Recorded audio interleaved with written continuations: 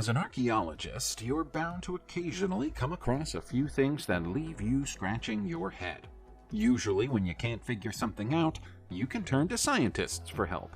But sometimes, even they're stumped. And that's how we end up with the mysteries that remain unsolved to this day. Check out some of these mind-boggling archaeological mysteries in this video. Scientists have used modern scanning technology to locate a long, mysterious tunnel inside the Khufu Pyramid in Egypt. This is a new discovery at the time this video was made, announced in March 2023. The Pyramid of Khufu, one of 3 pyramids that make up the Great Pyramids of Giza, was named after its builder, a 4th dynasty pharaoh who reigned from 2509 to 2483 BCE. The discovery was made using modern scanning technology as part of the Scan the Pyramids project, a multinational archaeological mission using infrared thermography and muons tomography to produce 3-dimensional images of the interior spaces of the Great Pyramids of Giza. The corridor measures nearly 30 feet in length and over 6 feet wide, and was discovered on the northern side of the pyramid. The presence of the corridor and perhaps an attached chamber had been assumed for a while, and scientists have used endoscopy to confirm the assumption. The chamber is larger than researchers had assumed in the past, though, and determining the purpose of the chamber and finding what's located behind the back wall of the room will require additional research. Not many people know that there are also pyramids in Greece. In fact, Greece is the only country in Europe with recognized instances of ancient pyramidal architecture. There are several pyramid-like structures in southern Greece, the most impressive of which is the one near the village of Hellinikon in the eastern Peloponnese. The pyramid is made entirely of gray limestone quarried from the region, and features large blocks arranged in trapezoidal and partially polygonal system. Its upper platform, which may have been used as a lookout point, is supported by vertical walls that rise to a height of 12 feet. Archaeologists are uncertain about the pyramid's use. It may have served as a memorial or an observation communication tower, but other theories suggest it was a small garrison fortification or an astronomical observatory. Pausanias, a 2nd century Greek traveler and geographer, mentions 2 buildings resembling pyramids in his writings. He describes a building on the road from Argos to Epidaurus made like a pyramid, with Argive shields in relief on its sides. Pausanias suggests that the building was a tomb for fallen soldiers. It's likely that he was referring to the Hellinikon pyramid, which means it already existed by then. It could be several centuries older. The caves of Kharaftu are a series of chambers carved into the cliff face of a mountain in the Kurdistan province of Iran. These caves were formed naturally, but were modified by human inhabitants over many centuries. They became important from an economic perspective in ancient times, as they were situated on the Silk Road. In the past, the caves were only reachable using ladders or ropes, but now there is a long staircase leading up to the entrance. Local historians say the caves were often used by locals in times of danger as a refuge. Nobody knows exactly when the modification of the caves began, but it's thought that it started during the Parthian period between the 3rd century BCE and the 3rd century CE. The Greek inscription in the caves is consistent with this dating. It reads, "Heracles resides here. Nothing evil may enter." The inscription is from the early Hellenistic period and indicates that whoever Heracles was, he thought the cave belonged to him and him only. Nowadays, the caves of Kharaftu are a tourist attraction and have been on the UNESCO World Heritage Shortlist since 2015. Located in a remote area of peatland on the island of Hoy in Orkney, Scotland, the Dwarfy Stane is a megalithic chambered tomb. This Neolithic rock-cut tomb is unique in Orkney and may be the only one in all of Britain. Although the tomb's plan is similar to other chambered tombs in Orkney, the Dwarfy Stane is the only one made from a single block of Devonian Old Red sandstone, rather than from individual stones. The tomb measures 24 feet in length, 12 feet in width, and up to 7 feet in height. Sadly, it's been vandalized over time, although less so now it's managed by Historic Environment Scotland. A hole smashed into the roof was noted as early as the 16th century, and the surfaces have been covered with 18th and 19th century graffiti. A stone slab once covered the tomb's entrance on the west side, but now lies on the ground in front of the tomb. The slab door is a unique feature in Northern Europe, and is similar to Neolithic or Bronze Age tombs around the Mediterranean. The dwarfy stain was named for a local legend that claims a dwarf named Trollid lived inside it, although confusingly the tomb has also been associated with folklore about giants. In Germany, an ancient column featuring images of Roman gods, including Jupiter, was discovered by archaeologists in 2020. The column was found in the town of Kirpen, near Cologne, in a well at a lignite mine site. The column was damaged, with experts suggesting that it may have been thrown into the well deliberately sometime between the 2nd and 5th centuries, possibly by Christians seeking to destroy remnants of the pagan gods. The artifact stands more than 16 feet tall, and also bears images of the goddesses Juno, Minerva, and Nemesis Diana. The depiction of Nemesis Diana is rare, and it's unclear why she would be portrayed alongside the 3 main Roman deities. The well in which the column was found is believed to have been used between the 2nd and 5th centuries, hence the approximate dating for the column, and its use for such a long time is regarded as extraordinary. The column may have stood in the periphery of a series of such wells that belonged to Roman farms or manors, and the discovery could offer insights into religious conditions in the Rhineland during the late Roman period. The Marisha Bet Guvrin National Park in Israel's Judean Cephala is an area already well known to archaeologists. It became even more well known in August 2022, when a set of game pieces made from goat and sheep bones was found at the site. Experts have been able to identify the game pieces as belonging to an ancient game known as astragaloi or astragalomancy, which was played by both the Greeks and the Romans during times of antiquity.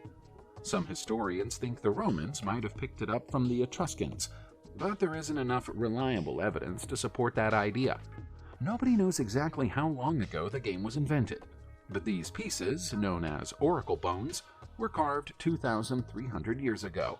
Some of them bear inscriptions and likenesses of Greek deities like Aphrodite, Hermes, and Eros. The inscriptions offer a few clues about how phases of the game might have worked, as most of them are short words like stop, robber, and you are burnt. It's generally believed that astragaloi was a fortune-telling game, but the precise rules of the game are a secret that's been lost to time. Located in Hyco, Nevada, the Mount Irish extraterrestrial petroglyph site is believed by many to feature images of interstellar life forms.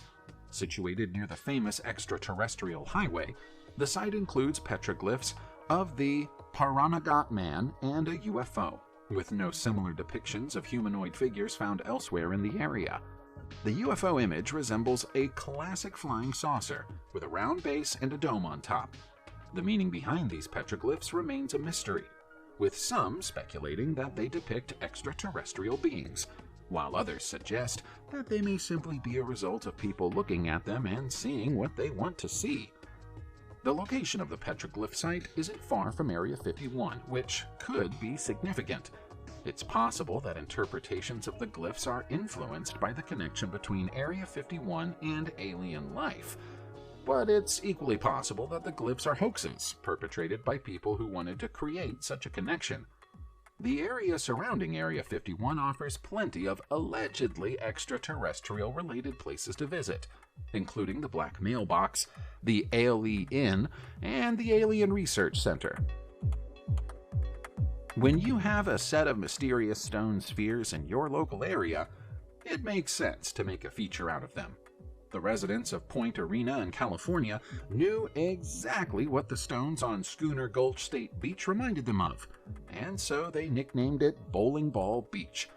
The bowling ball-shaped rocks here vary between 2 feet and 3 feet in diameter, and almost all of them are perfectly spherical. Many of them have patches of moss or grass for decoration, too. It's thought that they were once encased in mudstone from the surrounding cliffs, but millions of years of erosion have washed away the mudstone and left behind only the spherical cores. As for why they're all so perfectly round, scientists say it's all down to a process called concretion, in which mineral cements bind grains of stone or sand into larger formations over the course of millions of years. Not everyone's satisfied by the explanation, though. You'll find plenty of people around Point Arena who believe their bowling balls are artificial, or perhaps even alien. Speaking of strange rock formations in the United States of America, here's Rock City in Minneapolis, Kansas. People travel here from miles around to check out the landscape of strange, alien-looking spherical boulders that stand in this state park. Back when these spheres were formed, large parts of Kansas were covered by an inland sea. The presence of the sea aided in a process that resulted in what scientists refer to as cannonball concretions. That's right, Rock City was apparently created by the same all-natural process as Bowling Ball Beach. That's only the latest theory, though. In the past, the rocks have been misidentified as glacial boulders, or even corals. There are some 200 distinct rock formations at Rock City, some of which measure 13 feet across the center. You'll find signage at the site claiming this is the biggest collection of spherical concretions in one place anywhere in the world, but the veracity of that statement is debatable. So long as the science behind places like this seems so implausible, doubt will remain about their true nature. The so-called Sitivo inscription in Sitivo, Bulgaria, actually an ancient inscription? Or is it just a natural rock formation? This is something that archaeologists and experts have been arguing about since it was found inside a cave in 1928. That's almost 100 years ago, and they haven't come close to a definitive answer in all that time. Those who believe that the markings are an inscription claim to be able to prove that they were made around 3,200 years ago. They point to the fact that the marks are arranged in two neat lines, and that each of the alleged characters is around 16 inches tall. The rectangular area of the wall that the characters appear on looks like it's been polished at some point in the distant past, and the symbols aren't totally dissimilar to ancient Germanic runes.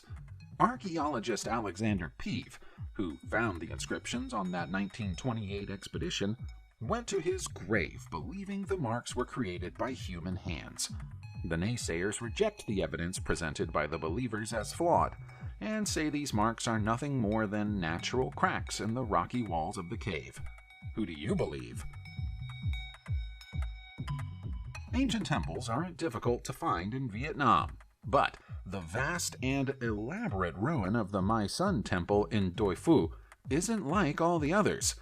The majority of Vietnam's old temples are Buddhist, dating back to Vietnam adopting Buddhism during the 2nd century. 2 centuries after that, an ethnic group called the Cham people started building temples of their own, but their temples were dedicated to the Hindu god Shiva, not Buddha. To them, Shiva was the creator and destroyer of all life, and also the protector of their people. Mai Son is the most impressive and enduring of the temples they made. Translated into English, its name means beautiful mountain, and has more to do with the region it's in than the temple itself. The original 4th century temple was made of wood, but was burned to the ground for unknown reasons around 100 years later. The temple we see today was built by order of King Sambhuvarman during the 7th century, and in the process, a mystery was created. The handmade fired bricks that make up the temple were fitted together without mortar or any other binding agent.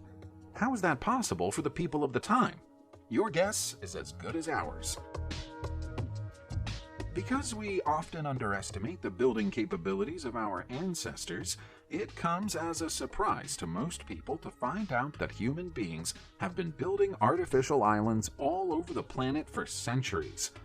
In Scotland, those islands are called crannogs, and thanks to a fairly recent discovery, we now know that the Scottish crannogs are even older than we thought they were. It was once believed that the oldest Scottish crannog came from the Iron Age, somewhere around the 9th century. In 2018, though, radiocarbon dating was carried out on 4 of the crannogs in Scotland's Outer Hebrides, and those tests yielded an astonishing result. The Cranog aren't 1,200 years old.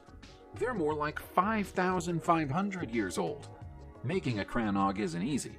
The process involves piling layer after layer of rock onto the seabed until the island sits above the waves, and then coating the whole construction in soil so you can grow grass and plants on it. That building material would have to be shipped to the site of the Cranog by boat. In other words, the people who lived in North Scotland 5,500 years ago were master engineers and boat builders. History has underestimated them. Subscribe to the channel and turn on notifications, and you will be the first to know when a new video comes out. Thank you for watching, and see you soon.